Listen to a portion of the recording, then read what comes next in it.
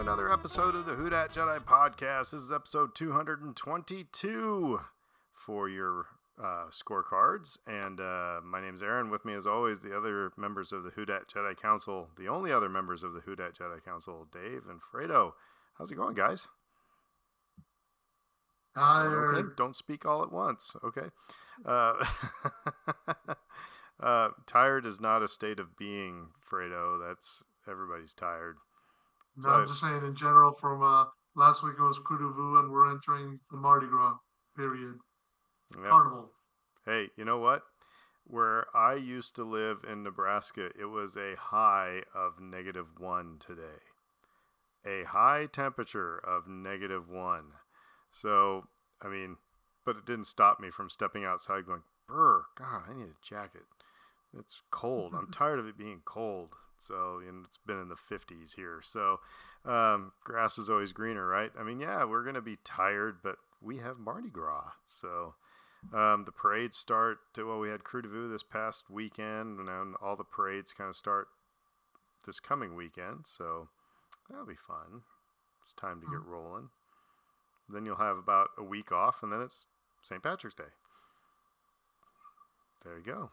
So no rest for the weary. Programming note for folks is that you may not hear a new episode of Who Dat Jedi for a while after this one, because we're going to be in the throes of Mardi Gras. Yep. We might have to, if we see each other on the parade route, which is entirely possible. I know maybe we'll just have to record some like voice notes or something and, put them together and chuck them up on, into a file. Who knows? I don't know. Or not. We could just stand and drink and watch a parade and everybody can just wait for a couple weeks. I do want to, so this has been kind of big. Saturday Night Live has been celebrating their 50th anniversary. Have you guys watched any of those shows? They had a concert. They had Questlove did a documentary on the music of Saturday Night Live. There's also another kind of documentary on the making of Saturday Night Live, and then they had their big show last night. Have you guys watched any of that? Mm-hmm. Yeah, I tried to watch the big show. I think it was Sunday night, right? Yeah. Mm-hmm. Yeah. Sorry, did I say last night? That's how this week's gone. So I guess first of all, for something to have that kind of staying power, especially on network TV, that's pretty huge. But I guess, and then they've had their ups and downs. What's your favorite SNL moment or memory or anything like that? It doesn't have to be your favorite. Just what comes to mind. What's The first thing that jumps out at me is just the fact that Tom Hanks was always such an amazing host, and it was good to see him there. Participating in things the other night, and so many of my favorite skits come from him. The Black Jeopardy was, of course, amazing. Oh my God, that was well put together. I'm not from this past Sunday night, but the original one. The original one. That is genius. I mean, that was really good. Back in the day, he did a Mr. Short-Term Memory. Yeah. With Tony Randall, and just Tony Randall, like over and over and over and over. Just the excitement never diminished. Like he would just suddenly realize Tony Randall was standing next to him, and it's just Tony Randall. I loved that. It was so funny. People. It's funny what cast you identify with really tells what age you are, because I've been listening to podcasts and generally it's like when you're in that 13, 14, 15, just getting into high school, that's when whatever that cast is your cast. But I remember the Eddie Murphy stuff was incredibly hilarious when I was a kid, and that was before I was in high school. But when I was in high school, it was the Dana Carvey, and I didn't realize that Choppin' Broccoli was his first show ever, and that Choppin' Broccoli. But my favorite SNL moment, and after I say this, I'll probably think of something else that's more my favorite. but it was the week after Ashley Simpson got caught lip syncing. You know, they that week, you know, did the lip syncing thing, and she just kind of walked off stage, and it was like, uh-oh, what's going on here? The next week, U2 was on, and they're kicking into before they kick into Vertigo. Bono's going, it's Saturday Night Live. It's live. It's Saturday Night Live. It was the elder telling the youngin to take a seat. So I thought that was kind of funny. But yeah, I mean, it's interesting because you mentioned that. Because I want to say, I mean, obviously, you get to watch. They used to put like VHS compilations. Okay, kids, let's go back in time. VHS compilations when so and so, they would have the best of Eddie Murphy, the best of Dan Aykroyd, the best of Bill Murray, best of John Belushi, and you get to watch the old skits that they used to do. So that's when you like remember seeing those in speech class in high school and be like, you know, like Eddie Murphy doing James Brown Hot Tub, you know, you're getting the hot tub. But then that was completely different from say watching whatchamacallit, like, you know, Weekend Update in the 90s with either Kevin Nealon or Norm Macdonald, or watching, you know, Dana Carvey and Mike Myers in Wayne's World as Wayne and Garth, or later down the line where it's like Will Ferrell and all these other, you know, again, you know, what's his name, Chris Farley, you know, doing what's his face, you know, the I forget the name of the coach. Matt Foley. Live in a van. Yeah, live in a van down. Yeah. Down by the river. I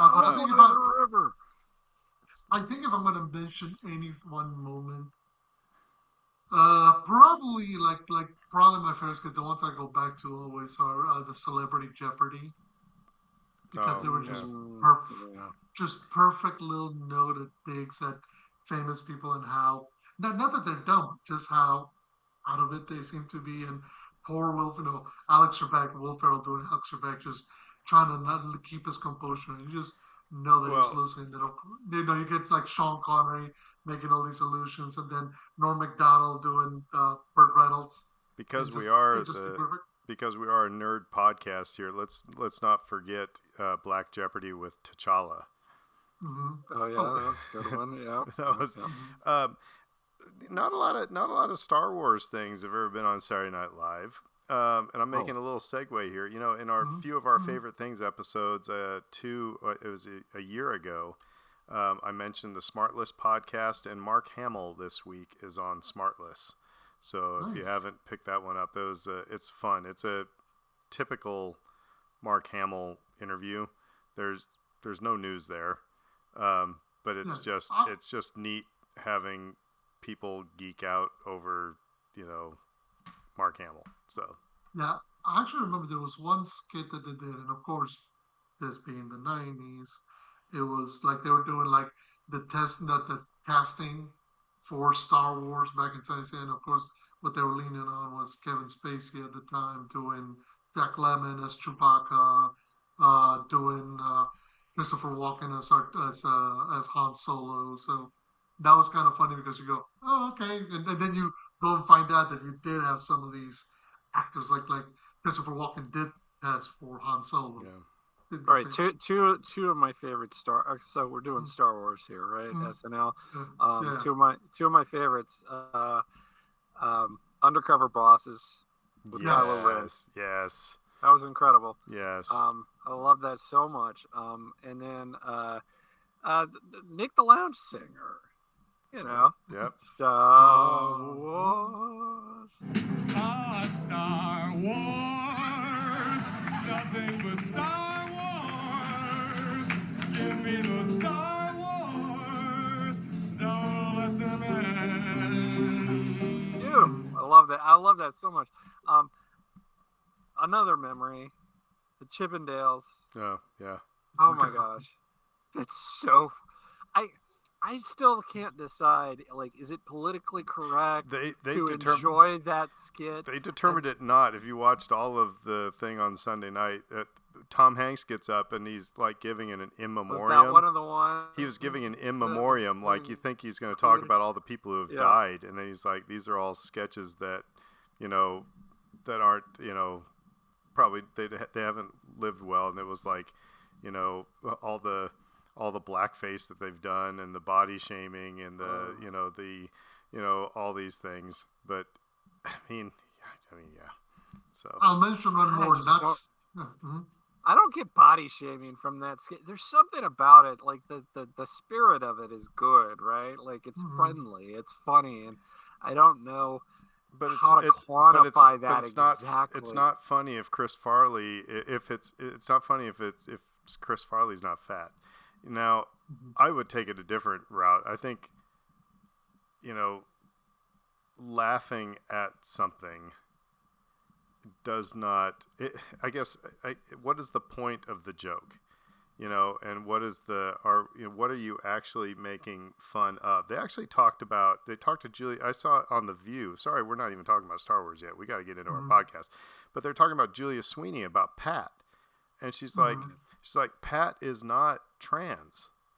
And, everybody thinks that you're making that. She said, everybody thinks that but she said the trans community has really embraced Pat. But they said the joke is not Pat, it's people's reaction to and how they don't know how to handle and their uncomfortableness in that scenario. So, I think that Chippendale sketch, the joke is not that Chris Farley is fat. It's making It's you giving an equal footing. it's making you deal with the emotions of, yeah, we do put a high, standard on what one's body Beauty. looks like. Yeah, no, it makes you like look at yourself. Like, why does it subvert expectations in the way that it does? Because you have a bias. Yeah. You do personally. You think that Chippendales dancers are supposed to look a certain way, and when they don't, it's like just enough to completely throw you completely off guard and just lose it. And again, like I don't know, like again, well, we can it's psychoanalyze all of this. It's like in movies. If you have, if there is, a love scene or nudity, it's like what purpose does it serve the story? Is it just so that you have nudity? Well, then okay, yeah, it's maybe not. But if it's has something to do with the story itself and about the character, I don't know. So I was going to mention one other skit, and well, it was specifically Phil Hartman used to, rest in peace, used to do this character called the anal retentive chef, which was about a character who was very picky and finicky, and he had this one episode where Don Goodman was the host, and he comes out doing his basically a version of Paul Prudhomme. Yeah. This Cajun chef talking this, and we're gonna be cooking like this, and low share, and of course messy and whatnot. It's like we're dealing with somebody who's got very finicky, specific dynamics. Then it's like we're gonna take a hunk of butter, and it's like, well, what's the exact measurement? A hunk of butter. It's like this much, and I'm like, again, it's funny because if you live down here, you know that the best cooks don't have necessarily measuring spoons, and that's not how they learn. They cook by sight and by feel and whatnot. But again, that leans into that cultural aspect of where the joke is. It's not necessarily that it's fun. They're making fun of either somebody big like John Goodman or somebody like John Hartman. It's the clashing of different ideologies and mindsets. One of the last ones I'll throw out there is Peyton Manning throwing footballs to little kids. God, that was, anyway. All right, well, tonight, we're not talking about Saturday Night. Sorry I got us down that rabbit hole. But man, we could have an episode on this easy. Yeah.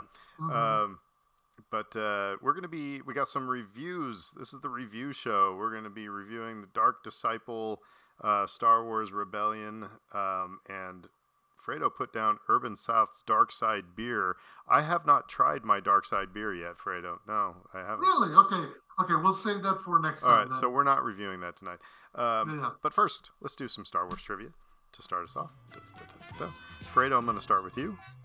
Mm-hmm. What was the last words Han says to Luke before the first Death Star battle? What are the last words Han says to Luke before the first Death Star battle? It's the most awkward moment in Star Wars, next to Luke kissing his sister. I was gonna say it's not the most. And look, may the force be with you. Yep.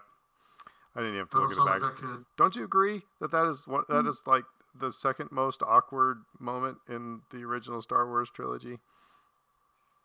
Put it this way, it's him trying to be earnest and honest when he's been nothing but sarcastic and self-centered. So, but it does lead. No, it is building up to his later return. So Yeah. you forgive him for that. Well. But you can totally see that he's going like, okay, I'm gonna stick myself out. It's not gonna work. It seems like he just kissed his sister. Anyway, Dave, you're going to say something? Reeds is inauthentic, Very and it's much. because it kind of is. Yeah. He's not. His heart's not in it. Yep. All right, Dave, to you. How many years after Anakin won the pod race is he assigned to protect Senator Amidala? How many years later? How many years after Anakin won the pod race is he assigned to protect Senator Amidala? Jeez. 6? I'm going to give you plus or minus 1. I'm going to say that. I'm going to give you breathing room. It is actually 10. It's actually 10. So what is he? He's 9 in the Phantom Menace. Is that right? He's 19 at the start of Attack of the Clones. I don't know if that's. I thought they were trying to get him to pass for older in Phantom Menace for some reason.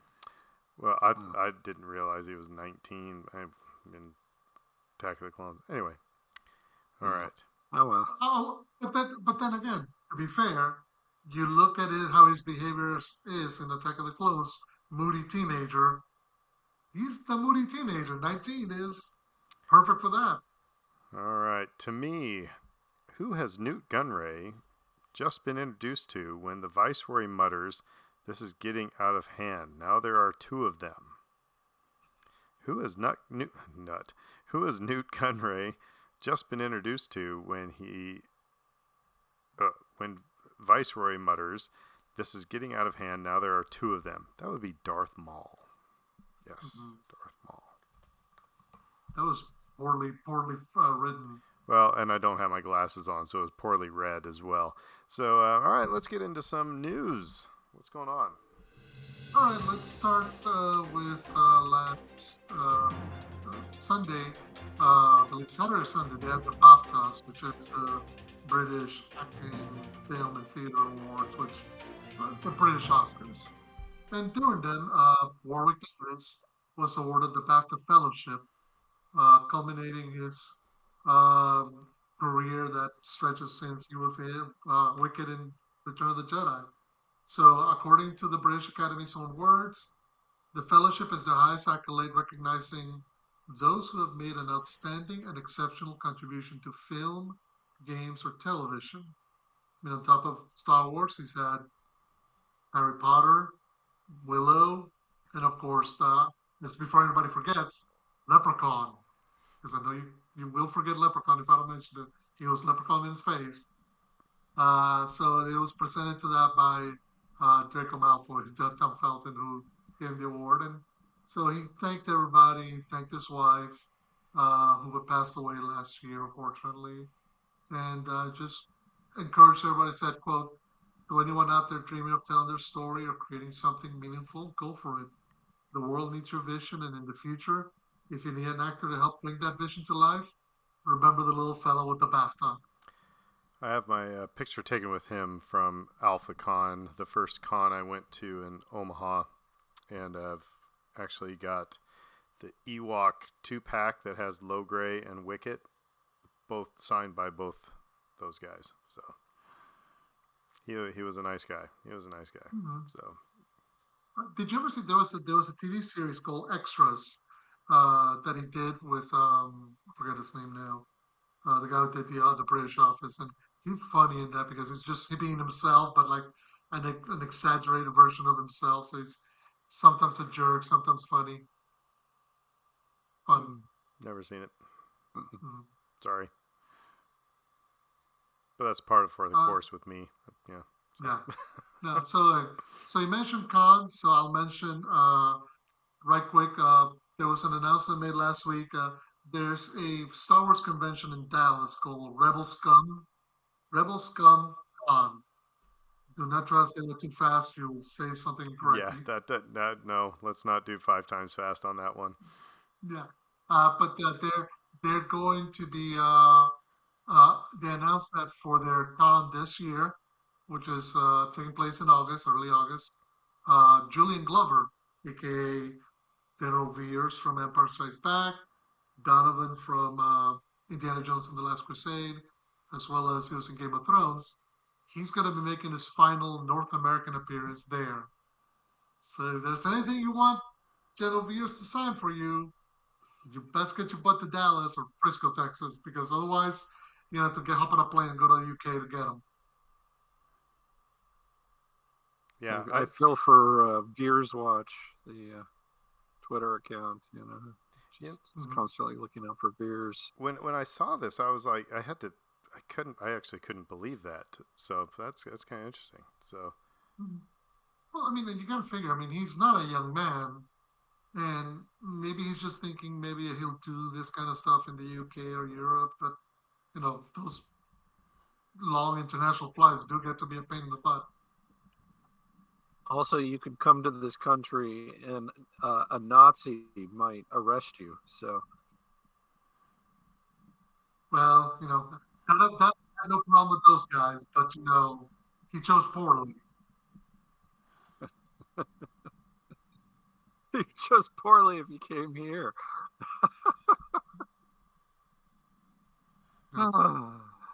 The U.S. may have declared war on the Jones boys. My wife just keeps walking around the house saying, "I hate this timeline. I hate this timeline." we're like in a big Marvel multiverse movie. By the way, on a side note, since I just said Marvel, Doctor Strange was on TV every Sunday. There's Marvel movies on, and the first Doctor Strange was on. I remember in my homework days that was the one that I was like looking forward to the least, and I really enjoy that movie. Yeah, it's great. We can just leave it there. I just really enjoy that movie. I think it's just weird enough, but then superhero-y enough, and it's funny, and it's just good. So anyway, last bit of news. I like the way that movie ends too. Like it subverts expectations, but at the end there, you're just like, wait a minute. Yeah. This is how you win. This is how you solve all your problems, and I just love that about it. However, loophole. If he had the time stone, why didn't he just put Thanos in the time loop? On what was it? Titan was what? Titan. Why didn't he just put it? Use the time loop thing there, and He must have seen it in one of the alternate timelines and realized that wasn't going to work. I think there are just several. There are just several loopholes that we could go through with the Marvel stuff. Marvel stuff is not perfect. It's really well done, but it's not perfect. Anyway. Nothing is. But talking about alternate timelines and all that, some news broke last week about Galaxy's Edge, specifically Galaxy's Edge West, Disneyland. They're obviously going to have a whole period called Season of the Force in this year, and they're introducing 2 new additions. So edition number 1 is going to be a Shadows of Memory, a Skywalker Saga projection show, which starts March 28th. It's going to have a nighttime projection show right on the fires of Batuu, showing key moments of the Skywalker Saga. I'm guessing that means all 9 movies. The kind of bigger surprise, and then, of course, they're going to use John Williams' score. It's going to be the first time they've had a projection show specifically themed at Galaxy's Edge. So that's going to be interesting. The other kind of big surprise that they dropped is that they're going to have a Luke Skywalker cast member for a limited time as part of Galaxy's Edge. Now, so far, I mean, if you go through Galaxy's Edge, whether it's Disneyland or Walt Disney World, it's usually cast members from the sequel trilogy. It's Kylo Ren and his First Order troopers. It's Rey and Chewbacca and R2. You know, those are the characters you get to meet. Now, they started breaking a little bit of that because they included last year. They started introducing the Mandalorian and Grogu. Okay, stop. Now I'm taking issue with you and the people who write blogs, because yes, they're not breaking any timeline here. That's I've seen headlines where it says that Disney is finally breaking because they're bringing in Luke Skywalker, that they're breaking. It's like, no, they're not breaking anything, because Galaxy's Edge is post Return of the Jedi. So is The Mandalorian. So is Luke Skywalker, everybody. He was in Book of Boba Fett. So is Boba Fett because of Book of Boba Fett. So all these, they can put those people in, and it is just fine. The thing that was actually kind of, this is interesting, that the thing that was cornering, that was putting Galaxy's Edge and Orlando in a corner, was the Galactic Star Cruiser. That anchored that one in a very specific time frame. And so that's why you didn't see a lot of the characters that you see. But now that the Galactic Star Cruiser is no more, they're a little bit more, they get a little bit more wiggle room. And, this whole projection thing, that's just like a history class. So I just can't stand the blog writers who are like, ha, gotcha. You realize you screwed up and everybody wants to see their blah, blah, blah, blah, blah. Now, if I would have a problem, I would have an old man nerd problem if Darth Vader is walking around Galaxy's Edge. That would bother me. Put Darth Vader over by Star Tours, outside of Batuu, off-world. I don't think anything would bother me there. It would bother me. No. It would bother B. Arthur could be walking around. I'd be cool with it. If Kylo Ren and Darth Vader are walking around together, it would feel like the 501st is trooping at the Louisiana Comic-Con. I'm in the 501st, and that is fine. But if you are trying to put it in, like I said, within this, so there is a place in the Disney parks for Darth Vader, because, like I said, Star Tours is outside of that, so you can have it if you want to. But this having Luke Skywalker, that is not breaching anything. So get off my lawn. There we go. And to be fair, this is not the only non-sequel trilogy character, because Ahsoka was a character there last year. Fennec Shand and Boba Fett were there last year. Like I said, Din Djarin and Grogu. So the idea that you couldn't have characters, and this kind of gets to something. No, obviously, the theming of Batuu is sequel trilogy center. Rise of the Resistance and Smuggler's Run are both sequel trilogy theme. But that doesn't necessarily mean that it has to be like that all the time, every day. I think what Disney's recognizing, it's interesting that that's the stuff out of Disneyland and then they bring it over to Walt Disney World.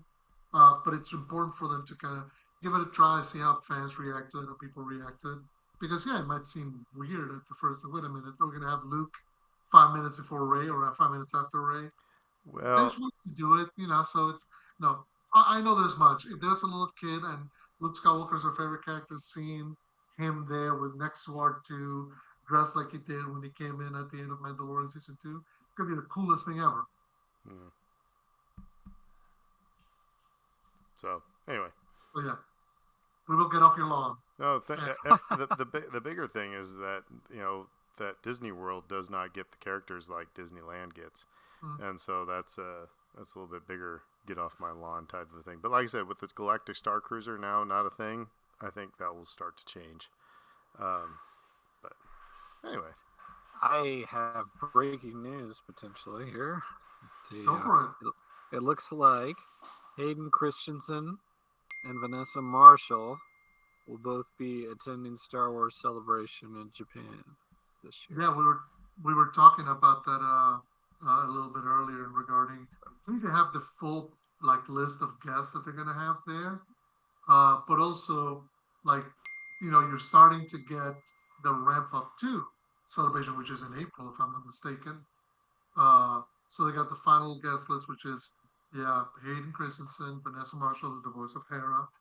Oscar Isaac is going to be there. Rosario Dawson is going to be there. John Knoll, Ahmed Best, Diego Luna, Sam Whipper. Now, some of these guys, like Diego Luna, should be there. He is literally the only guy there to promote something that's coming out this year. Mads Mikkelsen, Alan Tudyk, Manny Jacinto, Daniel Logan. So they got a good everything from Anthony Daniels going to be there. So they got a good dynamic of original trilogy actors and creators, sequel trilogy, prequel trilogy, TV show. So it's going to be interesting. It seems. I mean, we're going. Actually, no, it's not correct. It's going to be later in the year. Tickets go on sale May 2nd at 4 p.m. East Pacific time, so I guess it'll be 6 p.m. our time, and Friday. So if you're interested in flying, now I will say, I'm sorry, I was correct. It held April 18th to the 20th, 2025, at the Makuhari Messe in Japan. Now, like I was telling Aaron, Dave, how much merch would you just buy there and have to buy a new suitcase to come back? Probably at least one extra suitcase. Yes. If you've ever tried to get into the merch store at Star Wars Celebration, don't. Well, it's like you'll waste a day. Just trying to get in and out of there. Huh? I mean, yeah, and then it's like Filene's basement. You just start fighting people for it's not a fun experience. I've gotten something at each of the celebrations I've gone to. The last one in Chicago, you had to get in the virtual queue to maybe get into the store. That's the thing that sucked. Anyway, as you go in, do you hear Yogurt's voice in the background going merchandising? Yeah, no naturally, right? So for me, these sorts of announcements are kind of fun and interesting based on who doesn't get announced.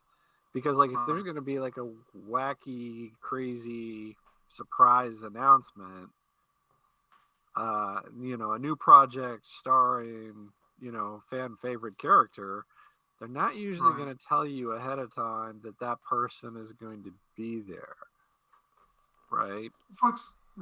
This is my favorite this is Celebration 2. This is the exclusive.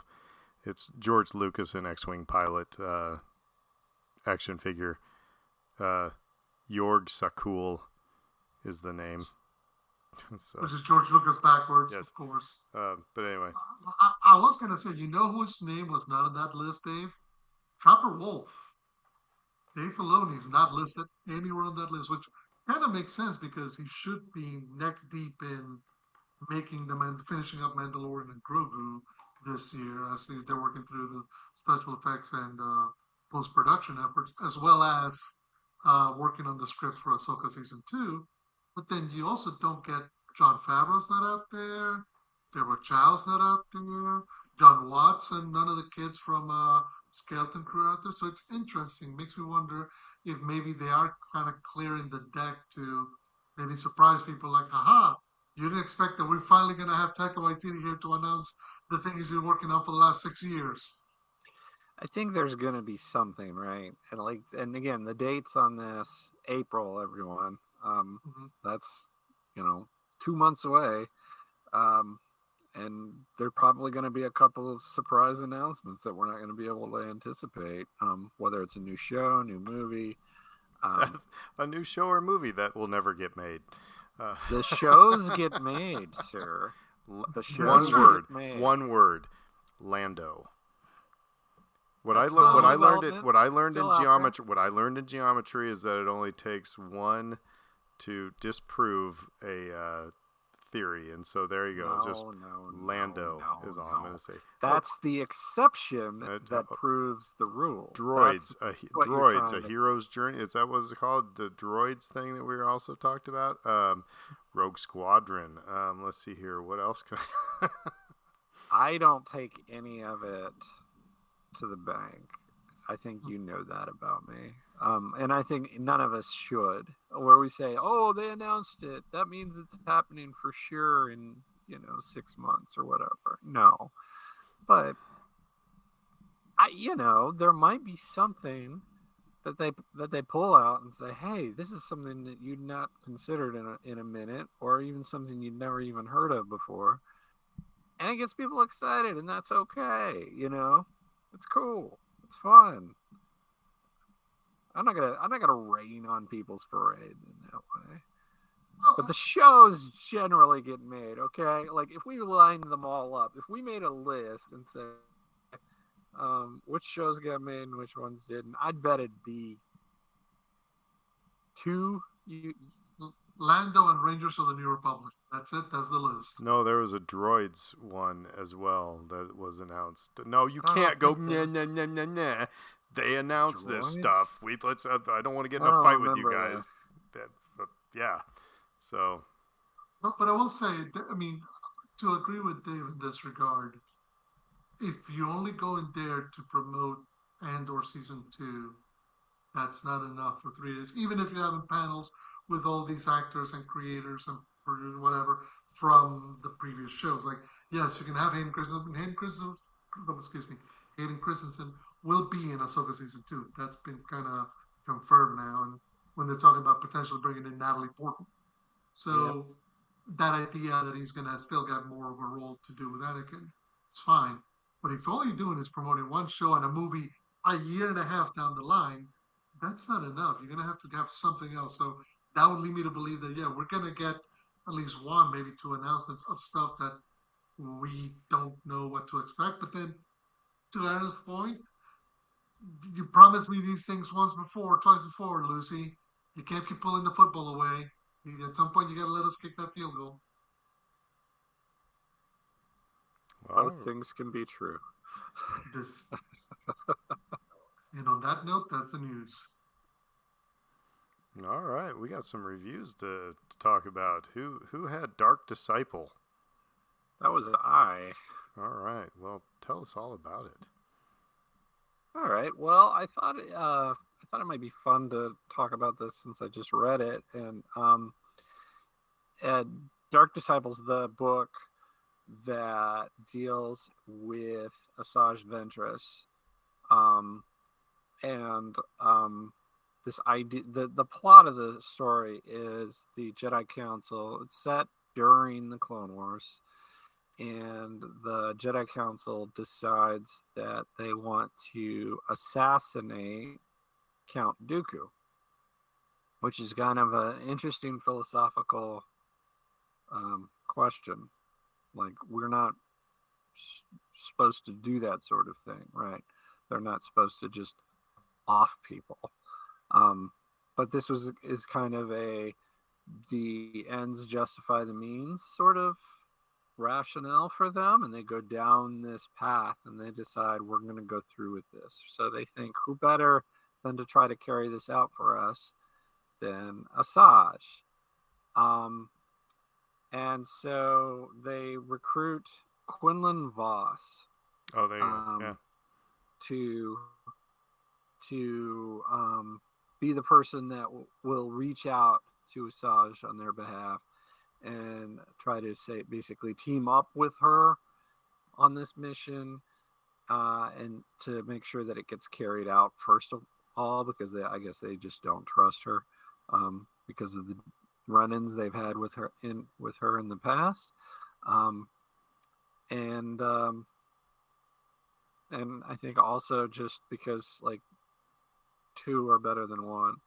So the story basically unfolds along the from his perspective primarily, but it's kind of an interesting story in that about halfway through the book it sort of flips to more of her perspective than his, because he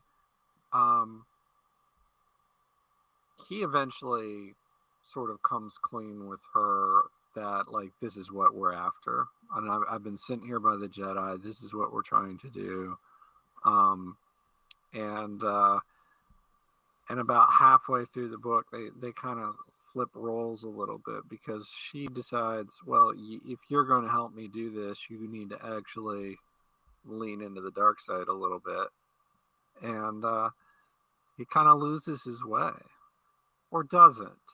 Um, it's kind of vague about that. There are different interpretations that you can read into this story, and so and the two of them become an item as well, also verboten in Jedi lore.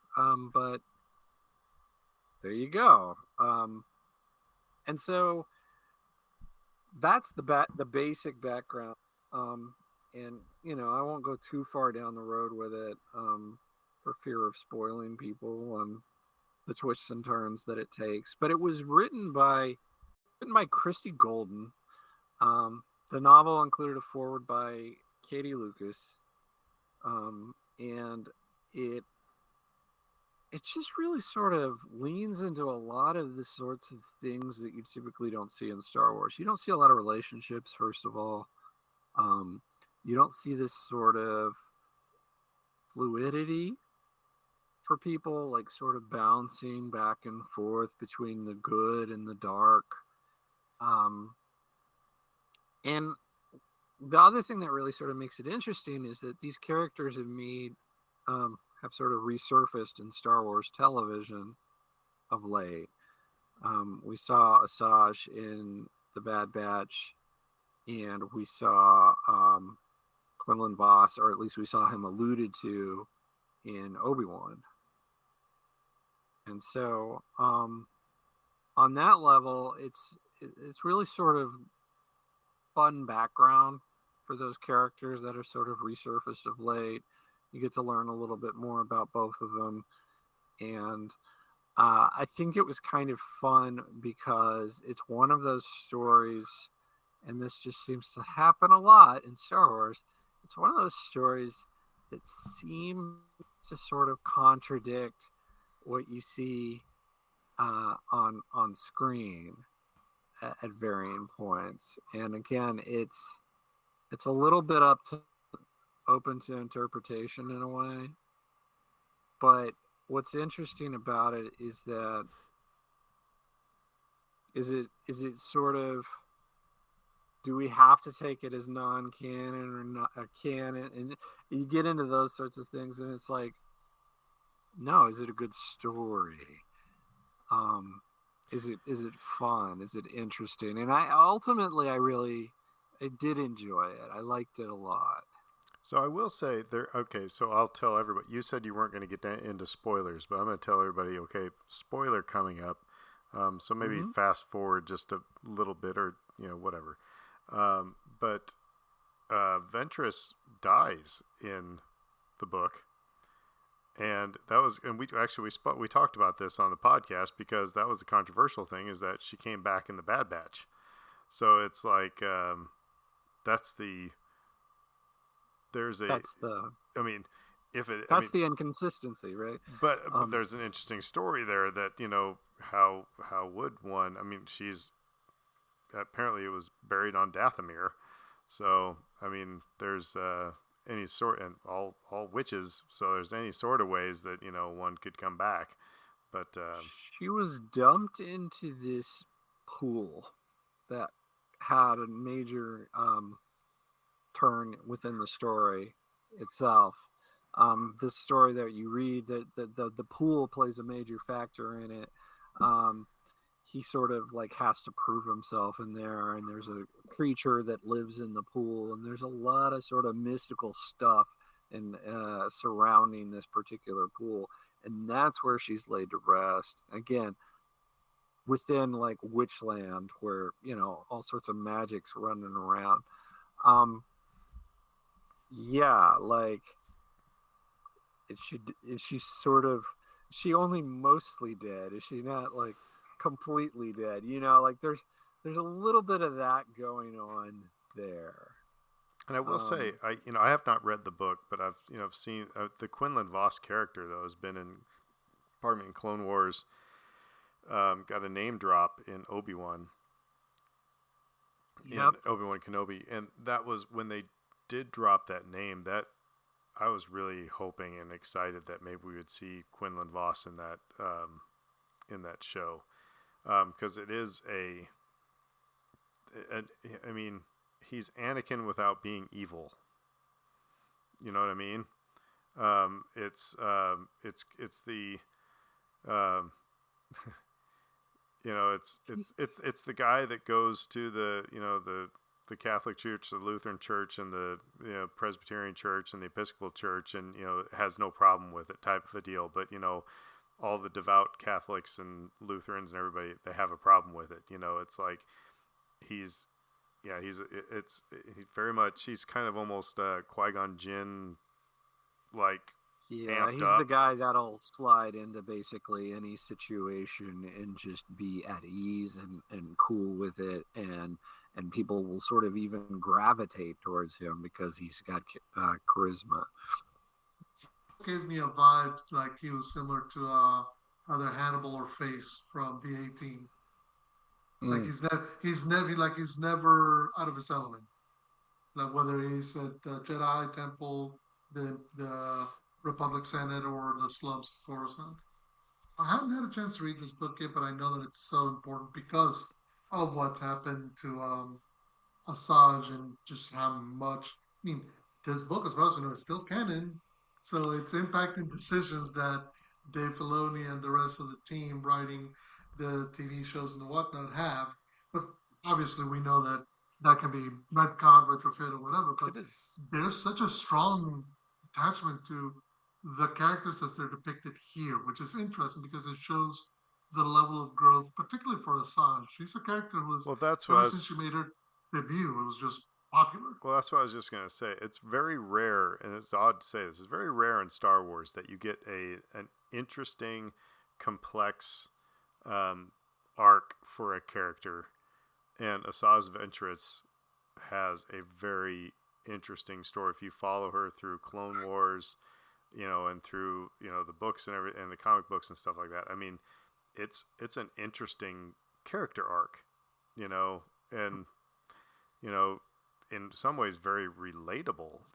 Just kind of this trying to find your place type of a deal. But like I said, it's very rare that you get such an interesting arc in Star Wars, and in her you do.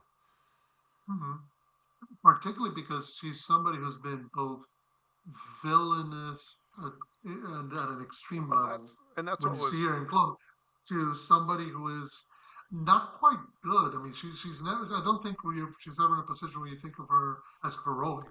No, and that's the thing I was just going to say is that to the point of even her last appearance, which was in the Bad Batch, watching that, I was just like, all right, when is she going to double cross somebody? When is she going to, kidnap, Omega? What you just don't, but that, okay, well, she kind of has turned over a leaf, kind of, so it's just an interesting character that we've never seen in live action either. So.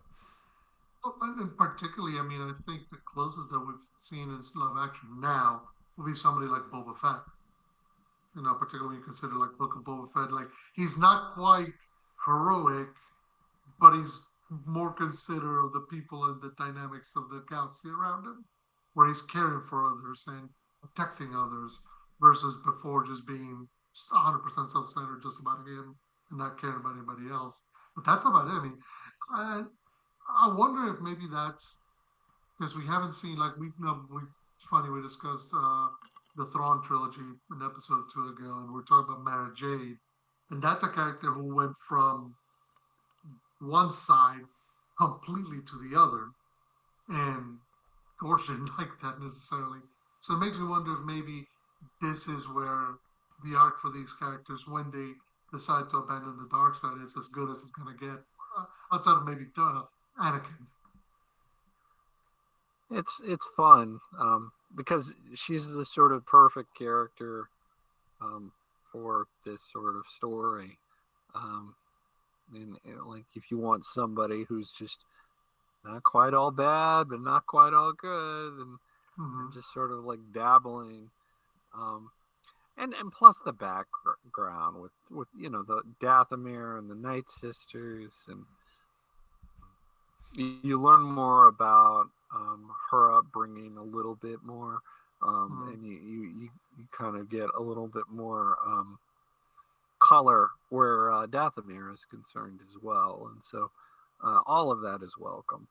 Mhm. And I think if you're curious about any of those Star Wars topics, I think this would be a good book for you. Cool. So 2 thumbs up or 1 thumbs up or what's, what's the what would be the score here? Four out of five R2D2s or something. I don't know what my scale would be, but it is a book that's one of those that has interested me. I just haven't picked it up, so I think it's like I said, some cool characters. So cool. Fredo, you have a game that you played, Star Wars Rebellion. Is that right? That's correct. So, quick shout out to my Arsenal buddy Omar, who invited me to play this a few weeks back. So, Star Wars Rebellion, for those of you who don't know, is a board game. So, it's interesting. We're going for we're I guess this week we're talking lo-fi Star Wars in terms of we're not nothing on a computer screen. So it's either 2 or 4 players. It's a board game where you play either the rebellion or the empire. Now, the way it works is you're given a board that has a whole like 32 different systems. Right? Is that 32? Yeah. Uh, they actually expanded it a bit. But anyway, so the idea is one team or one player plays as the rebellion, the other team plays as the empire. Now, the overall goal of the game is, if you're the Imperial player, is to find the rebels' hidden base and defeat them and conquer it. That's the end of the game for you. If you're the rebel player, is you need to turn the galaxy against the Empire. But the problem is, the game does a good job of making sure you're in balance. You're not. This is not like chess where both of you have 50-50 army.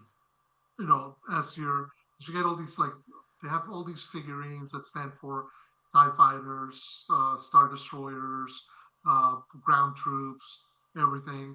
And then you get like hero cards, you have like a general. So if you trying to move from one system to another, you get a to put in that system. You have to have the transports to move into that system. And as you go along, you're turning the galaxy one way towards the rebellion or towards the empire, while in the meantime you're trying to, if you're the imperial. So the game I played, my friend played as the empire, I played as the rebellion, and he found my rebel base like 2-3 times before it finally happened. Now in the game, there's also like this card system where you get missions, so you get to increase your um, the number of troops that you have available to you. So the opportunity there becomes, it's, hey, if you're in a system with a Death Star and you got this card where you steal the Imperial plans, okay, now you have the Imperial plans. Now you can play a different card where maybe, hey, if you got Luke Skywalker, you've got to find a way to get Luke Skywalker, you can blow up the Death Star. This is Um, reminding me of it's a, a game that had friends play in middle school, like called Axis and Allies. mhm. It sounds like Basically, that it's like and that. Mhm. Risk and Battleship all mixed into one. Basically, that's really the dynamic, and it's where it gets really fun is that you get up in this dynamic because, again, if you're playing like I did the Rebellion, you are always on the run. You're having to think creatively about what it is that you want to do. There was one card where it says like, what's the name of the card? It was like uh, like basically, if you needed to flee, like if you needed to hurry up and pack your stuff up and get the heck up out of Dodge, you would play that card. But you'd always have to keep that in the back of your pocket just in case the Empire either found you or you decided to go into a skirmish with the Empire and they just obliterate you. Now, the way it works with battles is you end up first you have the space battle, and you roll some dice, and depending on the troop numbers, you have point systems and whatnot. So it brings a little bit of the Warhammer dynamic as well. Then you have the ground battle, where again, you have to roll and determine who wins the battle, and then according to who wins, it determines whether you still got any troops left on the board, or maybe you're fleeing, or maybe the empire's getting closing its grip upon the rebellion. So it gets to be fun. Like I want to say, like we started playing about 3 in the afternoon. We were done by It took about 3 hours. We were going slowly because, again, I'm learning the rules. My friend's teaching me about it, and Well, that was going I'm to be sure my I've made a whole bunch of mistakes. that was going to be my question: is how is it? How difficult is it to get ramped up on? It takes a like it is a bit of setup. I will say this much. But once you're going, once you kind of figure out what it is that you're doing, you start figuring out exactly, okay, what do I need to do in order to build up my troops, in order to achieve certain missions? Because part of the dynamic is when you're playing the rebellion, you're on the back foot from the beginning. The advantage the Empire has is you can overwhelm systems. You are very much. I am showing up with 4-star destroyers and Darth Vader with me, and I got overwhelming power. I will crush you. So you really can't get into a stand-up fight. You at best you kind of choose when maybe he's moving troops around. You just kind of put one or two uh, small units in the system, and then okay, you sneak attack, surprise him, bam, get in there, get into a battle, and you beat him for that system. Now, of course, every time he gets you into a system, you have to reveal whether or not that's where the hidden rebel base is. So his mission was try to cover the entire board, or at least go through it to run me out, tell me where I'm at. Because at that point, the rebel base was shown. I gotta run for the hills before everybody else turns up and tells me the kingdom come. Can't you just lie? Well, that's not. Well, the funny thing is, as we were playing, he was certain. If you're in the rebellion, are you going to give up the rebel base right away? It's like Leia even said, "No, they're on Dantooine." I mean, come on. Well, that was the funny thing. He thought I was on Dantooine, but I wasn't. I was next door. But then he realized, oh no, you're over here. So yeah, no, it's again, it was a fun time. It was a lot more fun than I probably could have given it credit. But it was exciting. It was just interesting because again, it puts you in the shoes of, and he had they did a Rogue One expansion. So you had like Jin, you had Chirrut, you had Death Troopers, you had Krennic. So a lot of that stuff draws little wrinkles because like you're trying to get Cassian into like doing like little infiltration missions and whatnot, and freaking Cassian got captured. Now I gotta go find a way to rescue him. This sounds like it's a game you shouldn't be drinking while you're playing it because you'd get totally lost. Well, we didn't really drink, but that's all right. I mean, you kind of figure it out as you go along, and the fun part is you don't realize when you're playing yourself into a corner, kind of like chess. If you're smart, your moves ahead. If you're not, pick the Empire because you can beat most people. It's a far cry from the game from the 70s or the 80s of Escape from the Death Star, the Parker Brothers, Mm-hmm. game. Maybe I play that. So no. You gotta tell us here too. Like what is the expected time investment of your average game here? Let's see. Like I said, when we started playing around 3:30, and we were done about 6:30 thereabouts. Now we were going slowly because I didn't know the game. I'm picking it up as I go along. I imagine, and it was just 1-on-1. If it's 2-on-2, maybe you'd add some time and make some stuff easier. I would say on average maybe 2 to 3 hours, depending on the people who's playing it, how many times you have to go take a look at the rules and the whatnot. I thought the sentence was going to go, how many times you have to go take a leak, but you said not go really. take a No, look at actually, the rules. you didn't have to do that. You didn't have to go to the fresher. I did not have to go to the fresher.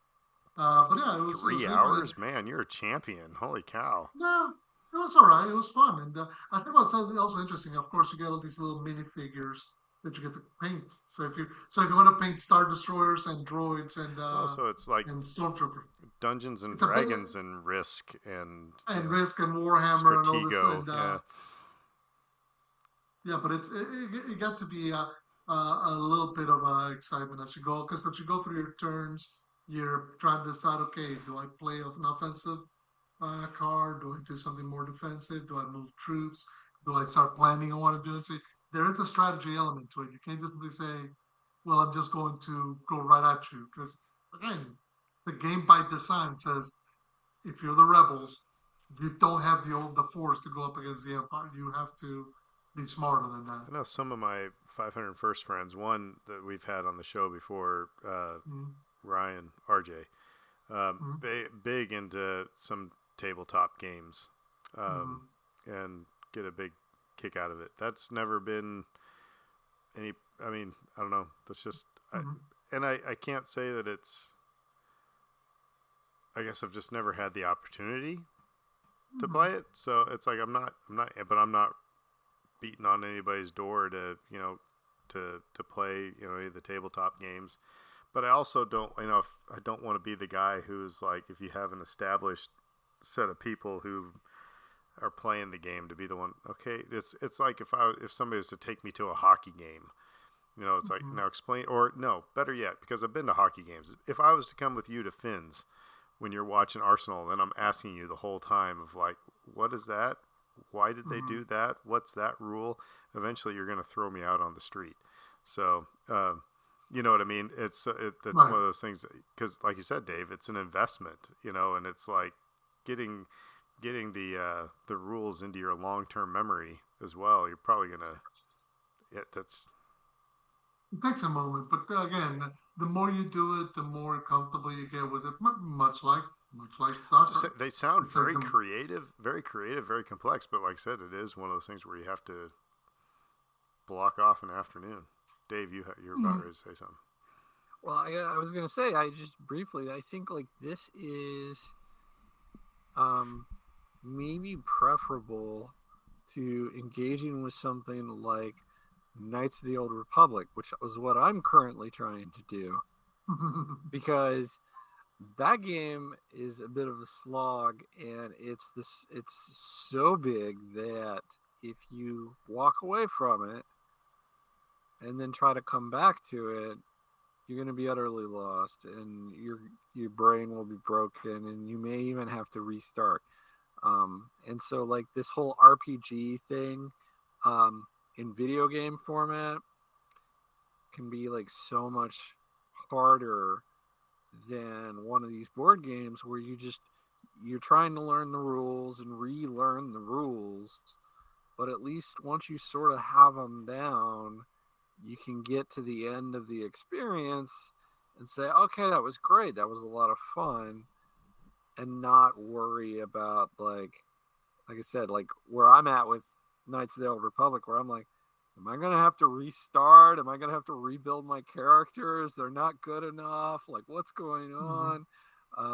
Yeah, so Well, it's I don't know. and that's interesting you bring up the video games, because I'm thinking, you know, the, the reason why I don't get into a lot of the video games that you do is because you have to have a completist mindset to it, Yeah, you got to be committed. It's where it's like like I watching just a television show with Mhm. like 17 episodes or something. You're just like, I'm gonna watch the whole thing. I'm just gonna watch I have some video games that I've never finished, because it's just I just want to go, just escape for, a little bit. I don't have to, I don't feel the need to complete it, but then I miss out on, other things. So it's interesting. Particularly when you get to something like Knights of the Old Republic, where um, it's story driven. It's something where it's almost like reading a novel.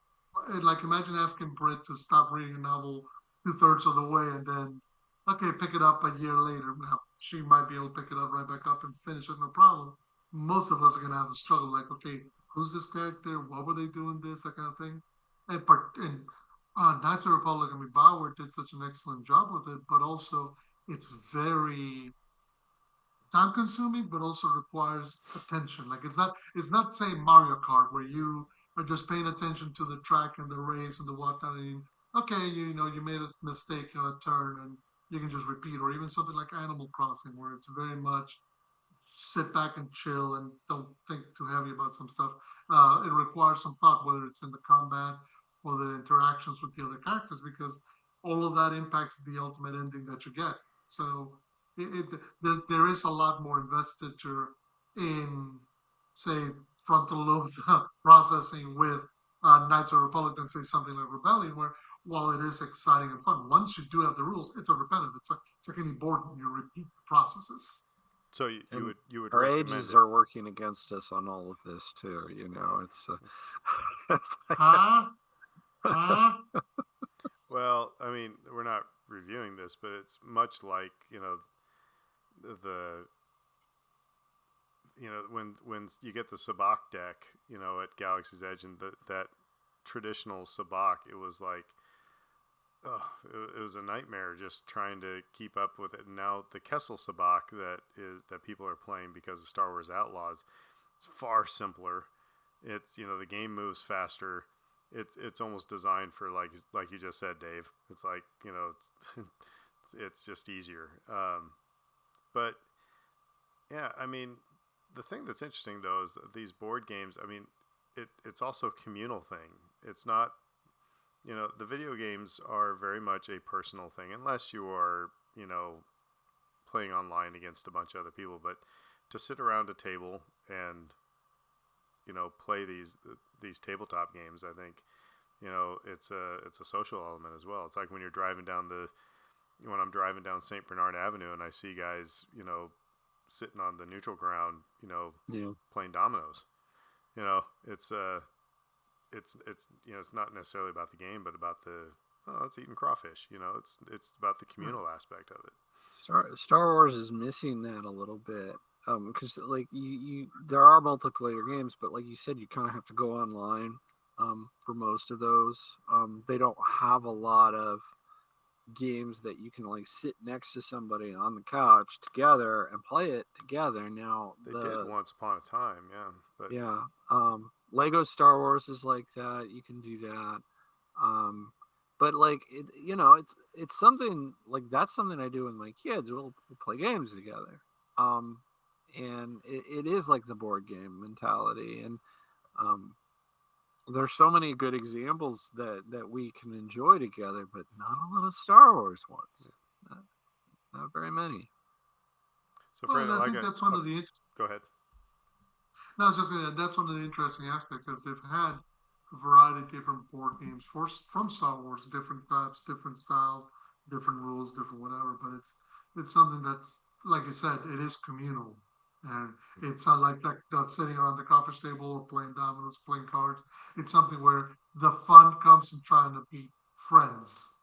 You know, you try, you know, you get on it, and you try to figure out whether or not they have figured you out, or you know, or you know, they're trying to be slicker than you, and you know, they're trying to goad you. Like I said, it was funny. You know, my friend thought I was certain he was certain I was in Dantooine, and I was literally one system over. So he moves all his troops to that system. When he comes to attack, he goes, "Are you in the system?" I go, "Nope." He just looks at me and go, "No, you can't lie." And I go, "I'm not lying. I'm not there." That was in Ilum. I think that was the system next to Dantooine was Ilum. So. Cool. So you would recommend? Oh yeah. If you're somebody who's into board games, doesn't mind a bit of the having to read through the rule book once or twice and helping people kind of figure it out, it's fun. Cool. Right on. Well, thanks, guys. I do want. I'll probably read the book before I'll play the game. But yeah, right on. So cool. Well, let us know if you've either read Dark Disciple or played Star Wars Rebellion. Let us know what you think. Until then, like you said, we did do a little programming note. You might not hear from us until after Mardi Gras. You never know. So keep an eye on your podcast. You never know. But if you don't hear from us, we're all okay. We're just eating fried chicken and you know, Find us on the road. watching floats go by. So have a safe Mardi Gras, everybody. Have a fun Mardi Gras. And until then, we will say who dat. Who dat? Have a great weekend. McConkey.